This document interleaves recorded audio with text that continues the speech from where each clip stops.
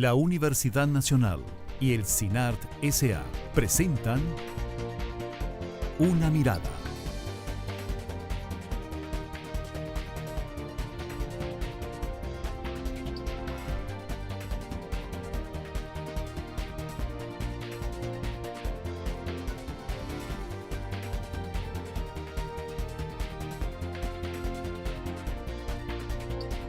Una Mirada. Hoy,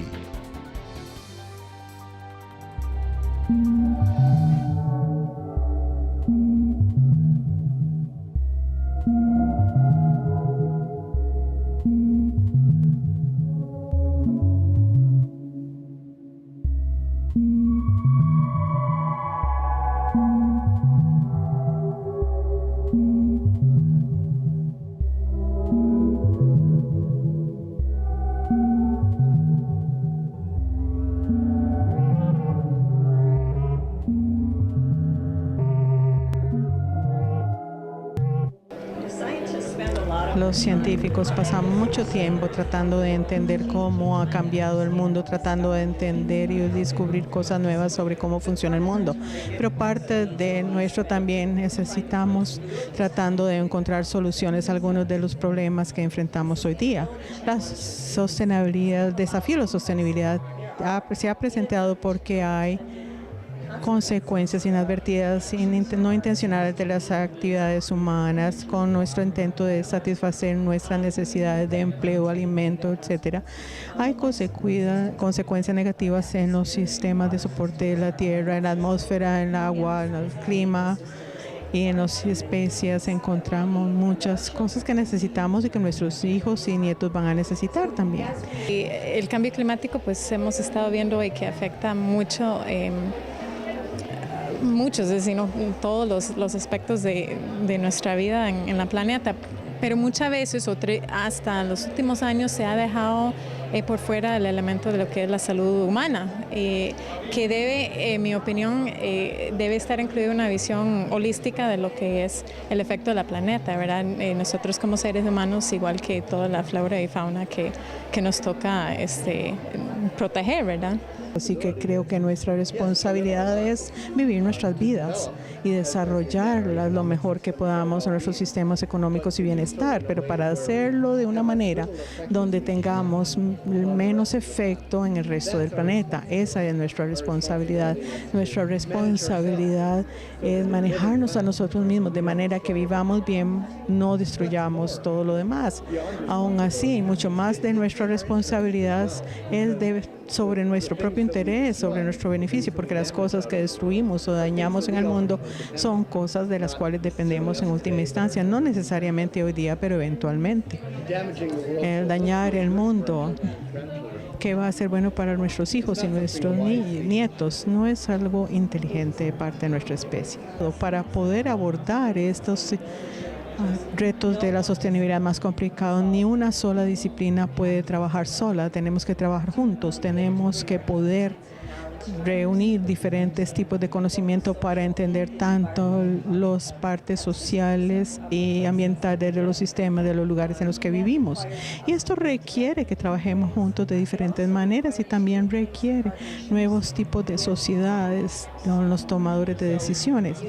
Así que las universidades se asocian con los investigadores, los estados, los gobiernos y las corporaciones y las diferentes organizaciones. Realmente es importante que encontremos soluciones que tengan sentido en un mundo nuevo.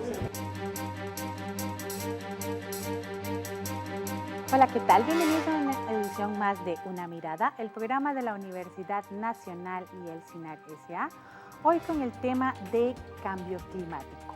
En este momento vamos a abordar este tema, ¿por qué? Porque recientemente un informe de un organismo de Naciones Unidas, indicó de manera contundente que el ser humano es el culpable de múltiples cambios que está experimentando el medio ambiente durante las últimas décadas, pero que ha sido estudiado a lo largo de mucho tiempo. Y este informe indicó que casi con una certeza del 95 al 100%, el ser humano es el causante de los daños que se están causando al planeta Tierra. Por eso vamos a conversar hoy sobre este tema y para ello nos acompaña el doctor Carlos Morera, quien es vicerrector de investigación de la Universidad Nacional, ha sido colaborador de Una Mirada. Muchas gracias, don Carlos, por estar una vez más aquí. Gracias por la invitación, más bien. También nos acompaña el doctor Carlos Araya, quien es ingeniero agrónomo y también académico de la Universidad Nacional. Bienvenido, don Carlos. Muchas gracias. Y nos acompaña el doctor Roberto Cordero, del Laboratorio de Ecología Funcional y Ecosistemas Tropicales de la Universidad Nacional, quien hace unos años nos acompañó a hablar de este tema también. Muchas gracias. A usted. Bueno, en definitiva, un tema de gran importancia para la humanidad, para el planeta. Tal vez durante muchos años los seres humanos no hemos querido tomar la conciencia que corresponde sobre esto, pero definitivamente el llamado de atención que nos hace el quinto informe del panel intergubernamental sobre cambio climático de la Organización de Naciones Unidas nos hace un llamado muy importante porque nos señala a los seres humanos como culpables del cambio climático en términos generales por la forma en que organizamos nuestros sistemas productivos. Pero antes de hablar de esto en más detalle, me gustaría que compartamos con la audiencia qué entendemos por cambio climático y por qué esto es tan importante para las personas que habitan en el planeta Tierra. Muy buenas noches a los señores televidentes.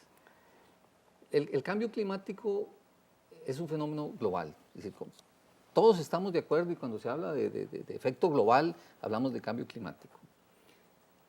Lo que quiere decir que las consecuencias son globales. Pero es que las causas son globales también. Y con el paso de los años se ha confundido un poco lo que es el fenómeno de cambio climático, porque en español la palabra clima nosotros la usamos indistintamente para tiempo y para clima. En otras lenguas se hace bien la diferencia. El cambio climático tiene que ver con cambios a largo plazo. Entonces, si nosotros estamos hablando de clima, la unidad de tiempo para poder evaluar eso, tendríamos que hablar de una década por lo menos.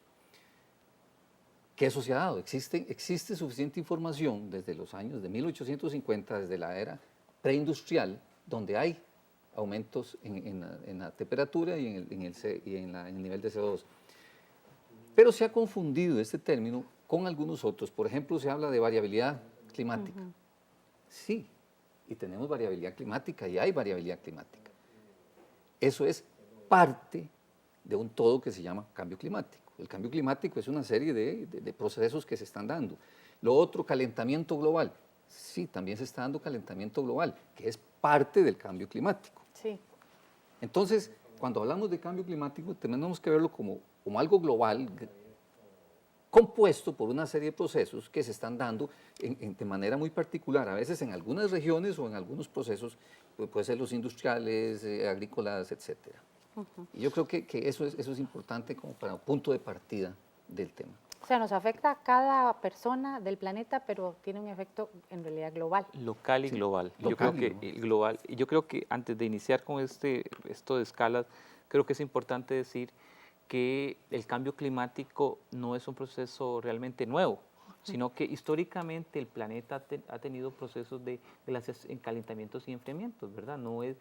Y hay que vivir en este país y subir a Chirripó y ver que ahí tuvimos glaciaciones y que las glaciaciones llegaron hasta la península de Osa, o sea que eso, el planeta el clima no es una cuestión estática, sino que se va moviendo de un lado al otro.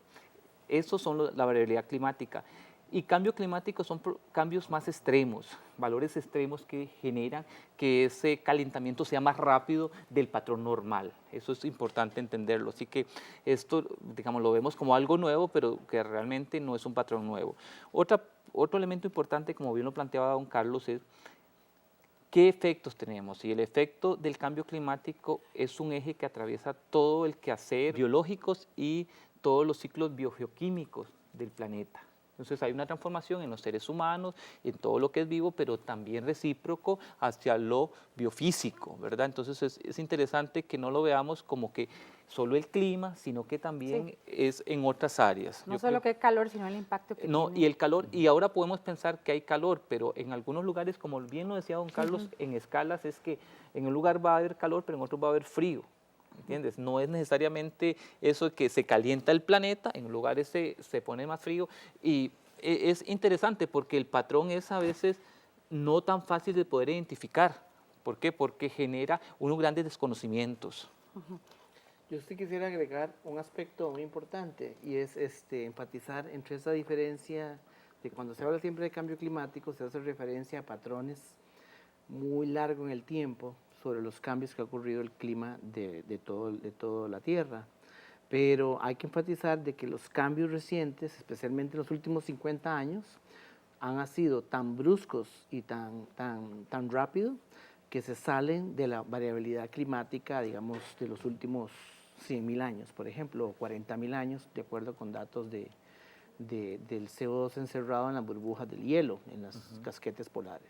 Entonces, en ese sentido, sí hay que enfatizar que no es necesariamente que hay una variabilidad, sí hay una variabilidad, pero la variación ahora es tan grande y que está directamente asociada con los cambios ambientales, consecuencia de las actividades humanas. Y yo creo que esto nos obliga a revisar un poco los tiempos geológicos. Y se dice que estamos en un nuevo tiempo geológico, el antropoceno. ¿Por qué? Porque las actividades antrópicas han, digamos, determinado una nueva dinámica en el funcionamiento del planeta. Entonces estamos entrando a la era del antropoceno, ¿verdad? Ustedes participaron recientemente en un foro que se denominó así, Cambio Climático, que fue en el marco del 50 aniversario de la OET, que fue la actividad además que cerró este importante aniversario y que se enmarcó también en el 40 aniversario de la Universidad Nacional. ¿Cuál fue el objetivo de ese foro, pero sobre todo la principal conclusión que tal vez desde la perspectiva académica, pero también como país, pudieron ustedes lograr en esta actividad? Yo creo que es importante que el tema es relevante, digamos, el tema es relevante y, digamos, nos obligaba, y la pertinencia del tema nos obligaba a cerrar este 40 aniversario de la UNA con el 50 aniversario de la OET con un tema tan importante. Aquí uno de los grandes aportes que encontramos es que el cambio climático es un área de conocimiento multidisciplinaria, y eso fue lo que nos enseñó ese foro. Ese foro tuvieron ecólogos de las ciencias sociales, de diferentes áreas del conocimiento, que permitieron abordar el tema y poder revisar todo lo que se ha construido. Estuvimos compañeros, profesores de la Academia Nacional de Ciencias de los Estados Unidos, profesores de la UNA, que pudimos compartir un poco la experiencia acumulada en proyectos de investigación relacionados con el cambio climático. Pero las conclusiones más importantes serían el aporte multidisciplinario y también la responsabilidad individual. ¿Cuál es la responsabilidad que tenemos cada ser humano en tratar de adaptarnos o amortiguar el cambio climático? Creo que son los dos elementos fundamentales. Una cosa importante con respecto a este foro que ocurrió y la participación de la UNA es que se evidencia que la investigación en nuestras universidades está abarcando muchos de esos ejes multidimensionales que abarcan el cambio climático y que la universidad está al tanto en diferentes aspectos, tanto humanos, tanto como agricultura, como la parte ecológica, y que representa una fuente de conocimiento necesario para que las decisiones políticas con respecto a pasos más adelante, con respecto a qué hacer a nivel nacional o local, deben ejecutarse para que lograr tener las respuestas o por lo menos reducir los efectos que puede estar ocasionando en los diferentes aspectos de nuestro ambiente. Yo creo que eso se refuerza más bien ese concepto de globalidad, del cambio climático, pero de la interacción que se da en diferentes campos, porque si hablamos en campos gruesos, podríamos decir, bueno, sí, cambio climático afecta a agricultura, pero también afecta a salud, afecta a vivienda, infraestructura, ecología. Entonces es heterogéneo todos aquellos sectores que pueden ser afectados por el cambio climático. Y aún, si cogemos uno de esos factores, uno de esos componentes, podríamos decir que el campo mío en la agricultura, ¿cuál es el efecto? Bueno, es que en agricultura hay impacto social, económico y ambiental. ¿Y por qué social? Bueno, pues que hay una cuestión de seguridad alimentaria también de por medio. Entonces está la cuestión de género, tradición, cultura, en la parte económica, ingresos, mercados nacionales, mercados internacionales, y por supuesto en el ambiental tenemos que trabajar con suelo, con agua, con tiempo, con biodiversidad, con variedades, con razas. Sí, Es un efecto múltiple de un fenómeno cuyas causas son múltiples también. múltiples implicaciones, muchas cosas que lo causan, muchas cosas que podemos hacer, pero definitivamente lo importante es hablar de ello, como ustedes se reunieron a hablarlo, como se reúnen cada vez que hacen una investigación y como nos estamos reuniendo aquí para hablarlo con la población de Costa Rica. Pero ahora vamos a ir a una pausa, quédese con Una Mirada que ya volvemos.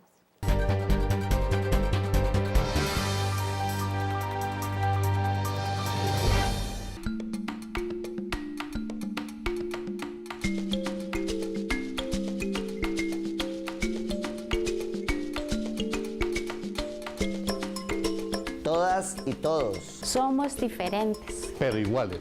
Por eso es que la UNA es libre de toda discriminación.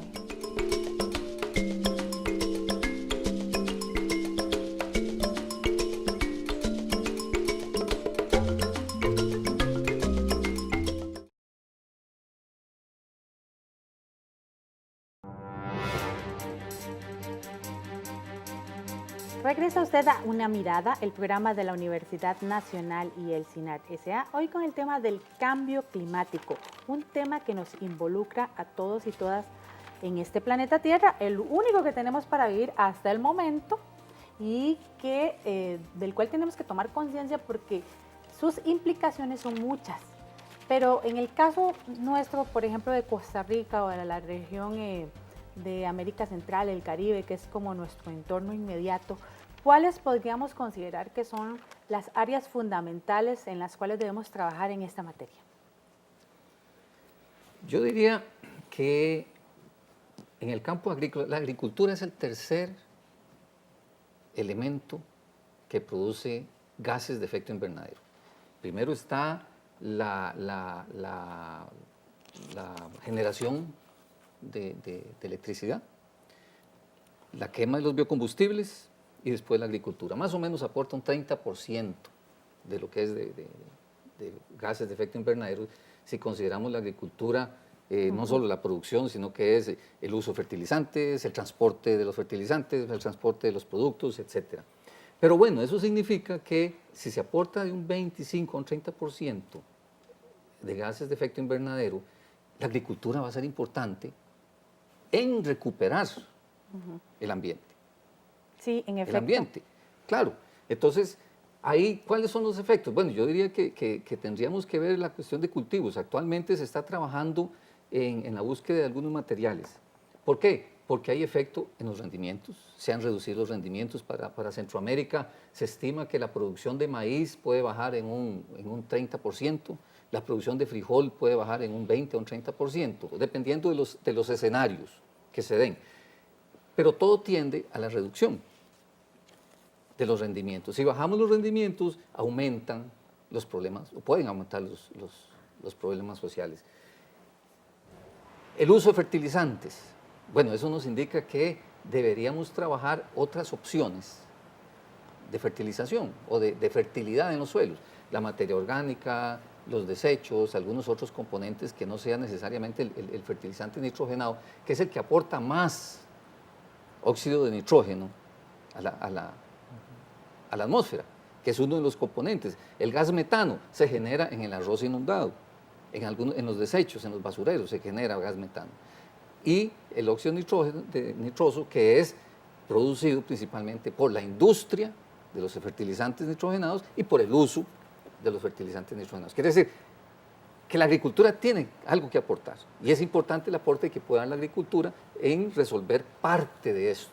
Sí, sobre este tema de los fertilizantes, Una Mirada conversó con Peter Virusek, quien es investigador de la Universidad de Stanford, quien asegura que los daños que el ser humano causa al ambiente y a las personas es muy grave, en especial por el uso de los fertilizantes, de lo que estábamos conversando. El antropoceno es la época donde los humanos se han vuelto una fuerza importante en la manera en que funciona la Tierra. Ha sucedido en diferentes lugares y actividades, pero las actividades están suficientemente amplias, son lo suficientemente fuertes que hemos cambiado muchísimo la manera en que funciona el mundo. La actividad humana lo que ha hecho es que ha aumentado la velocidad de los ciclos de algunos elementos, especialmente el nitrógeno y el fósforo que utilizamos en los fertilizantes y para otros usos industriales. Los fertilizantes son esenciales para alimentar nuestra población. Es algo bueno producir fertilizantes y utilizarlos, pero una gran parte de esos fertilizantes y otros nutrientes que se producen llegan al ambiente. No solo se usan en los cultivos, sino que pasan a las aguas, a las atmósferas, a los lagos, y ahí sustancialmente interfieren con el funcionamiento natural de los ecosistemas. Por medio de la contaminación cambian los ecosistemas y cambian la biodiversidad de una manera muy amplia. Así que creo que nuestra responsabilidad es vivir nuestras vidas y desarrollarlas lo mejor que podamos en nuestros sistemas económicos y bienestar, pero para hacerlo de una manera donde tengamos menos efecto en el resto del planeta. Esa es nuestra responsabilidad. Nuestra responsabilidad es manejarnos a nosotros mismos de manera que vivamos bien, no destruyamos todo lo demás. Aún así, mucho más de nuestra responsabilidad es sobre nuestro propio interés, sobre nuestro beneficio, porque las cosas que destruimos o dañamos en el mundo son cosas de las cuales dependemos en última instancia, no necesariamente hoy día, pero eventualmente. El dañar el mundo, que va a ser bueno para nuestros hijos y nuestros nietos, no es algo inteligente de parte de nuestra especie.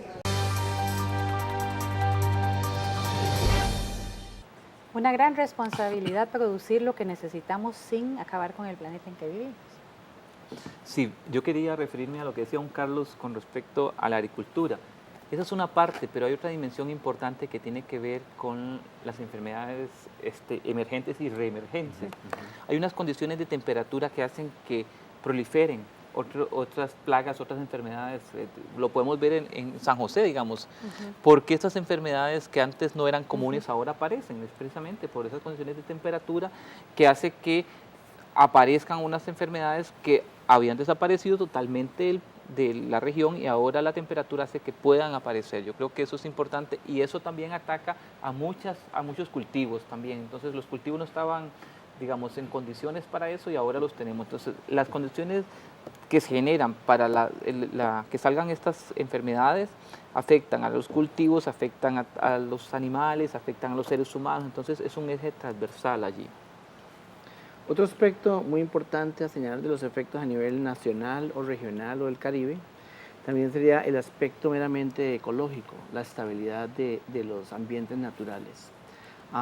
Costa Rica depende en un gran porcentaje del turismo, por ejemplo, del ecoturismo, que está basado en esta idea de un país verde, protector de muchos ambientes naturales que atraen a muchos turismos. Y uno de los efectos más importantes de los cambios globales, no solo climáticos, ha sido el aumento desmedido de la tasa de extinción de muchas especies. Incluso con los problemas agrícolas de especies que ya no están adaptadas a sequía, por ejemplo, plantas cultivadas o algunas otras condiciones, o a crecer con menos aplicación de fertilizantes, por ejemplo, que sean bien eficientes, pues en nuestras áreas naturales y en zonas aledañas tenemos el potencial de tratar de proteger estas áreas que representan un futuro potencial genético para después conseguir especies mejor adaptadas a estos cambios climáticos. Entonces, no solamente se está afectando la biodiversidad en la cuestión meramente ecológica, sino que también esa biodiversidad está disminuyendo y agotando nuestras posibilidades de conseguir futuras características genéticas que podamos combinar con estos ambientes y utilizarlas como herramientas futuras para enfrentarnos a estos cambios en el futuro. Y en ese punto que usted dice, tal vez me gustaría que usted como experto se lo diga a la gente. A veces uno escucha que alguien dice, no, pero es que si desaparecen, no sé, las abejas no pasa nada, ¿verdad? Bueno, exactamente. Pero sí pasa. Es uno de los problemas más grandes. A nadie puede ser, a algunas personas puede ser que no les importe el pajarito aquel o la abejita aquella, o ya no se volvieron a ver las mariposas colipato. Todos estos cambios que han estado pasando, en una u otra manera, representan cambios producidos por estos cambios globales. No son necesariamente solo cambios de temperatura, sino también cambios a nivel de extinción de especies. En el ejemplo que usted pone, por ejemplo, de la abejita, se sabe que uno de los cambios más grandes que está ocurriendo ahora es la disminución en la probabilidad de polinización, de la cual depende la producción agrícola, por ejemplo, o el café.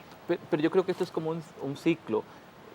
Caen nuevas plagas a los cultivos, entonces se utilizan nuevos tipos de plaguicidas y con mayor fuerza eso va al ecosistema, el ecosistema genera efectos sobre las abejas no pueden polinizar, entonces entramos en un ciclo de empobrecimiento también dentro de los ecosistemas.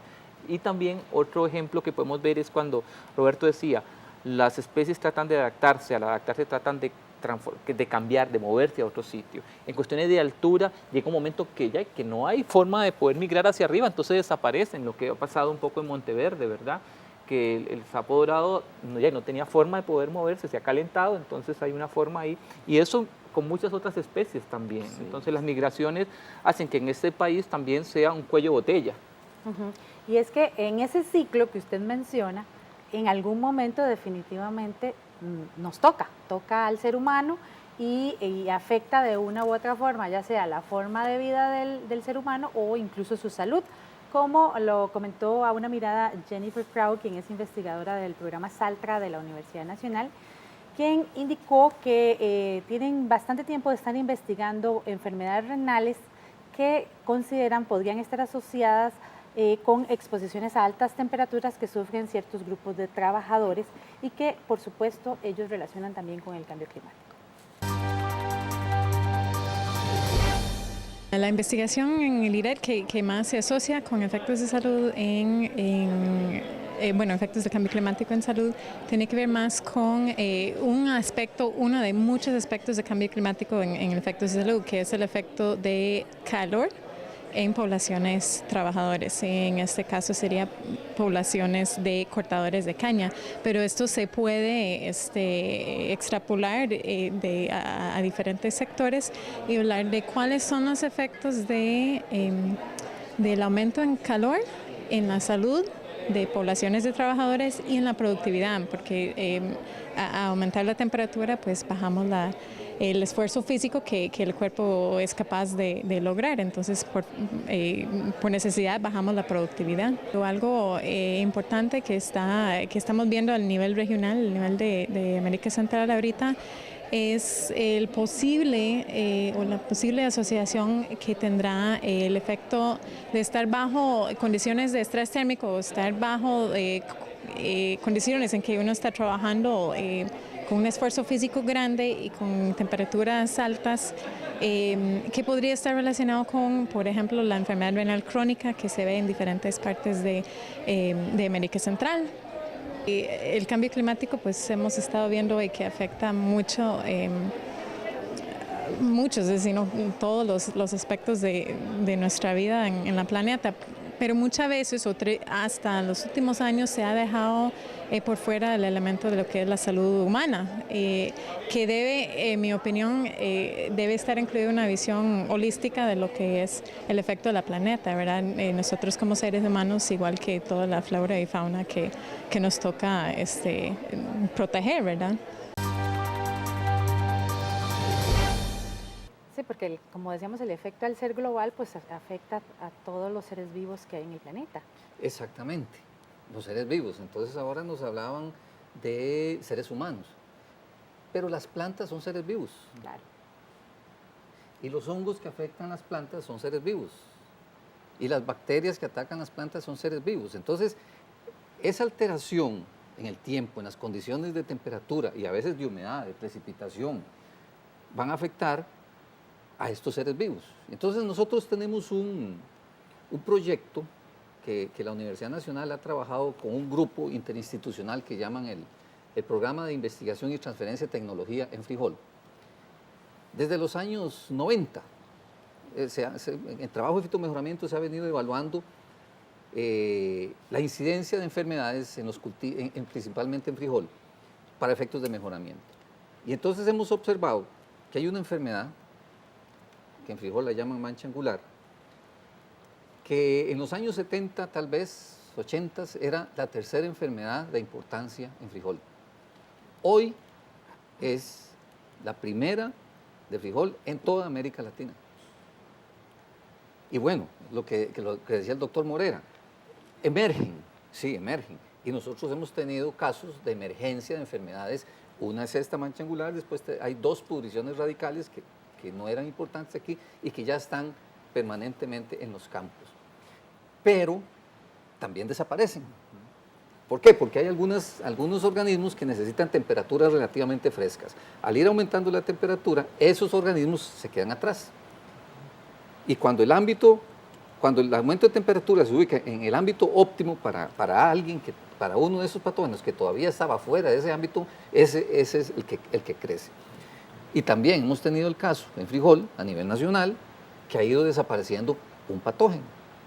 Ha ido desapareciendo por mejoramiento. Posiblemente algo se incorporó de mejoramiento, pero básicamente ha sido por condiciones de clima, porque el manejo es el mismo, las variedades son las mismas, los agricultores continúan trabajando, pero la enfermedad ya no está presente. Y ha emergido esta otra, que ahorita se están haciendo trabajos de fitomejoramiento para ver cómo manejar esa enfermedad.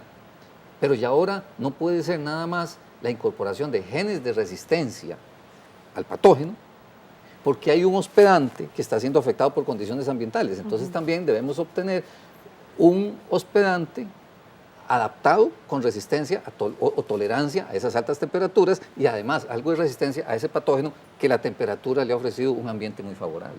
Y que además afectan también, como usted decía al inicio del programa, a la gente, digamos, en sus actividades, ¿también? ¿Verdad? En su subsistencia.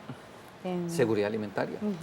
Pero eso nos obliga a tener que hacer investigaciones más rápidas, porque la respuesta es de periodos muy cortos, entonces hay que investigar muy rápido para poder responder muy rápido, que antes el periodo era mucho más largo. Entonces nos obliga a tener que hacer, las universidades especialmente, que son las que hacen principalmente la redundancia, la investigación en este país, investigar para dar respuesta a estos cambios, que creo que justifica mucho el quehacer de la educación superior. En ese sentido, creo que tiene que haber un cambio en las políticas, por ejemplo, de tanto individuales, iniciativas individuales de investigación, como a nivel institucional, en el sentido de que todas estas investigaciones que estamos procurando hacer tienen que llegar a ser cada vez más multidisciplinarias. No puedo encerrarme yo a trabajar solamente con la ranita y con el arbolito, sino que tenemos que empezar a pensar en toda la dinámica del ecosistema, de los ambientes, las poblaciones humanas, la parte social, la parte económica, y hacer investigaciones cada vez con mayor poder de predicción y que involucre pues el componente humano, porque no podemos eliminarlo. Es que Roberto lo plantea muy bien, esto es como un rompecabezas, sabemos una pequeña parte, otra parte está cubierta, entonces tenemos que ir haciendo el rompecabezas con el aporte de todas las manos, no se puede descubrir con una sola mano, no solo una área disciplinaria, sino todas, pero también el quehacer es de todos los sectores de la sociedad, que es la parte importante también. Y de toda la gente, porque no puedo yo evaluar mi aporte personal por el hecho que yo esté bien en un área y otras personas no lo estén así. Ejemplo, el tema del agua, ¿verdad? Aquí en el Valle Central la gente no tiene como tanta conciencia del tema del agua porque dicen, es que aquí llueve mucho, pero hay lugares a 2 horas de distancia donde ya sufrieron carencia de agua y que es todavía más importante por sus actividades humanas, ¿verdad? Donde el agua no es solo para regar el jardín o lavar el carro, que ya eso pues no debería ni hacerse, pero sucede. Pero el problema del agua no es solo un problema de cantidad, es un problema de la calidad del agua que tenemos, que es lo que tenemos que diferenciar a veces. Bueno, y es que el 98% del agua que se consume es agua superficial. Entonces dependemos del agua llovida, de la capacidad de filtración y de almacenamiento que tengan los suelos para abastecer esas necesidades. Y sobre todo agricultura. Agricultura consume 35% del agua superficial para efectos de riego y para efectos de absorción hacia el suelo. Una cosa muy importante es que, como ustedes pueden ver, hay muchas cosas que ya se saben cómo funcionan. Que si sucede esto, pasa esto. Si sucede esto, pasa esto. Entonces, el proceso, digamos, por ejemplo, en el caso del agua, tal vez no hay carestía de agua porque sigue lloviendo mucho. Tal vez el problema es calidad del agua, pero entonces se puede solucionar.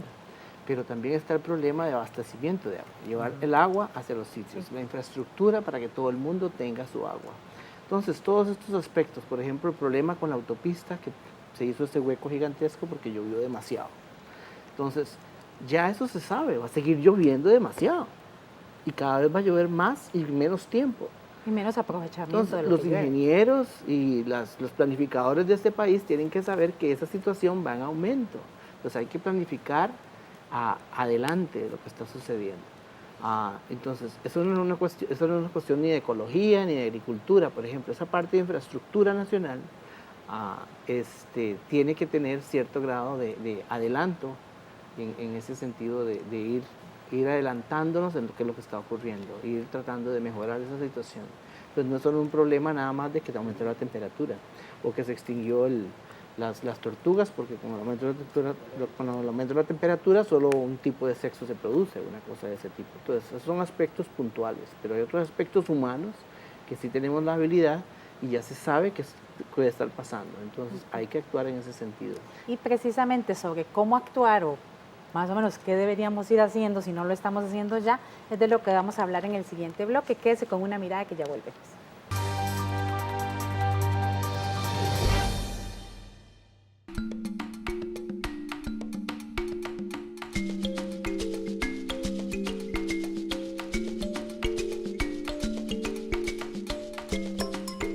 Todas y todos. Somos diferentes. Pero iguales. Por eso es que la UNA es libre de toda discriminación.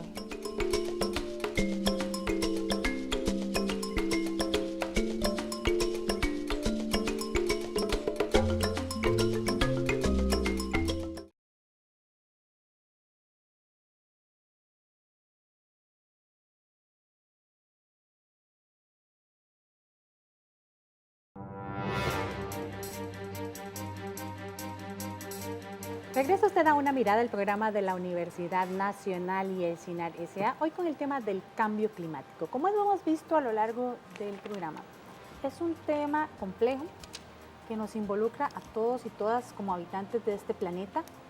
Lo que hacemos aquí tiene un efecto más allá y en cuyo abordaje definitivamente está todo el mundo involucrado, personas, comunidades, candidatos a la República, ahí les queda el temita, y también los países y las regiones en general. Al respecto, Pamela Matson, quien es investigadora de la Universidad de Stanford, asegura que científicos, comunidades y países deben buscar nuevas formas para inventar, para crear, sin dañar el medio ambiente y asegurar el crecimiento económico y, por supuesto, la calidad de vida de la población, que debe ser la prioridad. Entonces, conforme vemos hacia el futuro, y algunas debemos enfocar nuestra atención en tratar de encontrar nuevas y maneras diferentes de satisfacer las necesidades de las personas sin tener las consecuencias negativas, y eso requiere un nuevo tipo de ciencia. El conocimiento científico que hemos estado creando en los últimos 100 años o más ha ayudado a la sociedad de diferentes maneras. Nuevos fármacos para ayudar a resolver enfermedades y problemas de salud, nuevo entendimiento de los recursos de agua y de la energía, pero nuestra ciencia se ha enfocado principalmente en una cosa a la vez. La ciencia se ha enfocado en un problema a la vez. Y uno de los desafíos para seguir adelante es tratar de crear nuevo conocimiento sobre las cosas importantes que le interesan a las personas, para hacerlo de una manera que no requiera tener diferentes consecuencias. Entonces, por ejemplo, si creamos nuevos recursos energéticos de los biocombustibles, esto es excelente. Si aumenta la energía y disminuye las consecuencias sobre el clima. Pero también tenemos que asegurarnos que no afecte la disponibilidad alimentaria o los recursos de agua o la pobreza de las personas en diferentes áreas del mundo. Así que tenemos que estar muy seguros que nuestras soluciones no tengan consecuencias no intencionales, sino reconocidas sobre lo que les interesa a las personas. Para poder abordar estos retos de la sostenibilidad más complicados, ni una sola disciplina puede trabajar sola, tenemos que trabajar juntos, tenemos que poder reunir diferentes tipos de conocimiento para entender tanto las partes sociales y ambientales de los sistemas, de los lugares en los que vivimos. Y esto requiere que trabajemos juntos de diferentes maneras y también requiere nuevos tipos de sociedades con los tomadores de decisiones. Así que las universidades se asocian con los investigadores, los estados, los gobiernos y las corporaciones y las diferentes organizaciones. Realmente es importante que encontremos soluciones que tengan sentido en un mundo nuevo. ¿Es posible lograr un tipo de desarrollo sustentable que haga todo esto del que nos hablaba la especialista en el video anterior? Yo creo que lo que dice Pamela más bien es una cuestión del paradigma de cómo abordar algunos temas. Hemos tenido unos paradigmas muy segregados, muy aislados, y ahora entramos en un paradigma que es lo que se llama la ecología de los saberes, o sea, el diálogo de los saberes, o también se puede decir enfoques multidisciplinarios, pero que nos obliga a abordar ciertas áreas de conocimiento con diferentes disciplinas. Y siguiendo esa óptica que plantea Pamela Maxson, es que la UNA ha implementado este programa que se llama Cambio Climático y Desarrollo en el marco del programa de mejoramiento de la educación superior, que lo que intenta es tratar de articular todos los que estamos investigando sobre cambio climático y desarrollo dentro de una sola área. Y yo creo que es así como podemos dar respuesta de una forma más eficiente a la sociedad. Bueno, yo podría decir que hay muchas iniciativas en las diferentes universidades y en otras instituciones como el CATI, por ejemplo, la Universidad de Costa Rica, algunos investigadores, en los cuales existen ya procesos de investigación en el área que yo conozco, en la parte de acumulación de mitigación de cambio climático a través de la producción y mantenimiento de biomasas forestales que nos aseguren una manera de tratar de capturar al máximo la mayor cantidad de carbono que se encuentra en la atmósfera. En todo un sistema en el cual la parte de esa estrategia de mitigación pueda ser implementada con un programa nacional de recuperación de bosques o de reforestación en ese sentido. Vean, el problema es complejo. Las fuentes son complejas y son variadas. Las soluciones van a tener que ser variadas también, igual. En la parte de agricultura existe una serie de estrategias que se pueden implementar para mejorar, para reducir los gases de efecto invernadero, para mejorar reducir la fertilización nitrogenada, etc. Pero yo creo que detrás de todo eso y en cualquiera de los ambientes tiene que haber voluntad política. Voluntad política. Nosotros le podemos decir al INTA o a las universidades, trabajen en mejoramiento para seleccionar materiales adaptados a altas temperaturas.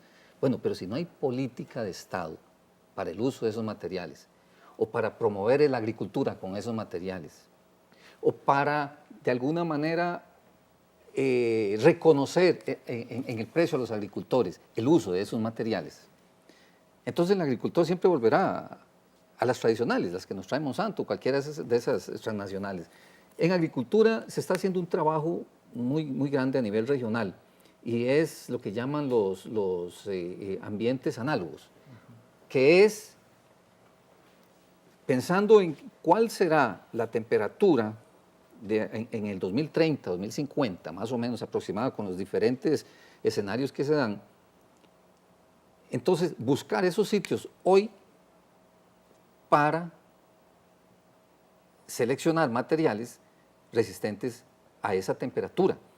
No movernos hacia altitudes donde se mantenga la temperatura original, sino que cuando aquí ya esté la temperatura alta, ya tengan a disposición los agricultores, esos materiales seleccionados atrás en estas condiciones. Eso es una visión a largo plazo, pero al fin y al cabo es algo que va a solucionar. Hay algunas otras cosas. Yo creo que debería, en la parte agrícola, promoverse como política de Estado del uso de la agricultura orgánica, la incorporación de materia orgánica para aprovechar fijación o retención de agua, las cosechas de agua.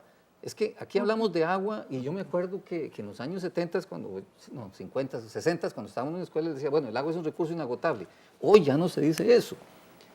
Y existe el término la economía del agua, que tiene que ver con todo eso, el uso, la gestión del agua y la economía del agua. Bueno, podemos almacenar agua, podemos cosechar agua, sí, cosecharla y almacenarla y distribuirla.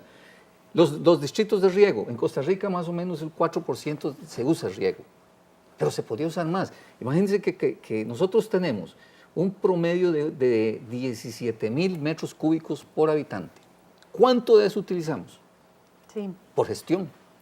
Por gestión. Un tema más del que hablar definitivamente. No, hay mucho. Así que los volveremos a invitar para que hablemos de este tema de cosechar agua. El tiempo se nos acabó, desgraciadamente. Muchas gracias a ustedes por acompañarnos aquí en Una Mirada y a ustedes por estar con nosotros una vez más.